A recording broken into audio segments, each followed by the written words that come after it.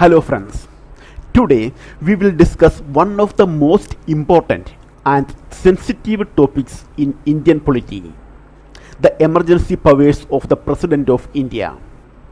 These powers are mentioned in Part 18th of the Constitution and are meant to deal with extraordinary situations threatening the nation, the states, or the financial stability of the country. Emergency provisions. The Constitution of India provides for three types of emergencies to ensure the safety and stability of the nation.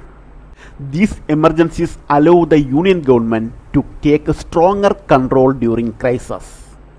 The three types are national emergency under Article 352, state emergency under Article 356, financial emergency under Article 360.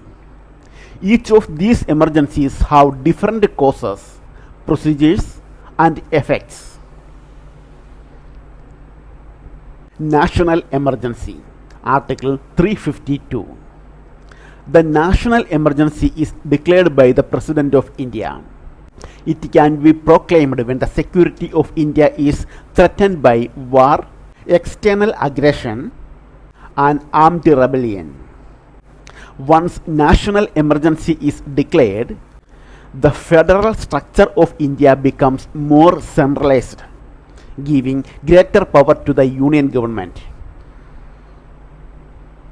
National emergency in India. Historical instances. In the history of India, national emergency has been declared three times. The first was in 1962 during Indo-China War. The second was in 1971 during the Indo-Pak War. The third was between 1975 and 1977 due to internal disturbances. These emergencies were declared to protect national unity and security during critical times. Effects of national emergency. During a national emergency, the most significant effect is on fundamental rights. The state can suspend the fundamental rights guaranteed under Part 3 of the Constitution. However, two rights cannot be suspended.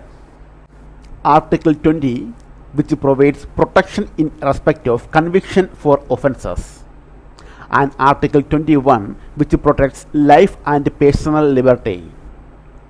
This ensures that even during emergencies, basic human rights remain protected. Duration of national emergency. A national emergency does not continue automatically forever. Each proclamation remains in force for 6 months. If it is not revoked or extended with parliamentary approval, it automatically ceases after 6 months. This provision prevents misuse of emergency powers.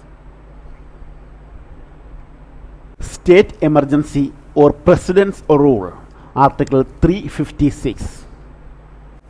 Now let us move to state emergency, also known as President's rule. Article 356 empowers the President to proclaim a state emergency when the constitutional machineries of the state fails. This means the state government cannot function according to the provisions of the Constitution. Approval and duration of state emergency. Once a state emergency is proclaimed, it can be approved by both houses of parliament within 2 months. After approval, it remains in force for 6 months. This ensures parliamentary control over the use of President's rule. Maximum duration of state emergency. A state emergency can be extended for maximum period of 3 years, but only with repeated parliamentary approval every 6 months. If the emergency needs to continue beyond 3 years, it can be done only through constitutional amendment. This safeguards federalism and democracy. Financial emergency, Article 360. The third type of emergency is financial emergency under Article 360. The President can proclaim financial emergency if he is satisfied that the financial stability or credit of India or any part thereof is threatened. This provision deals exclusively with financial and economic crises. Approval and duration of financial emergency. The proclamation of financial emergency must be approved by Parliament within 2 months. Once approved, it continues indefinitely until revoked by the President. It is important to remember that financial emergency has never been declared in India. Effects of financial emergency. During financial emergency, all money bills and financial bills passed by the state legislatures may be reserved for the President's consideration. The Union government gains significant control over the financial matters of the states. Salary and allowance control. One of the most powerful effects of the financial emergency is related to salary. The President can issue directions for the reduction of salary and allowances of central government employees, state government employees, even constitutional authorities. This ensures financial discipline during economic crises.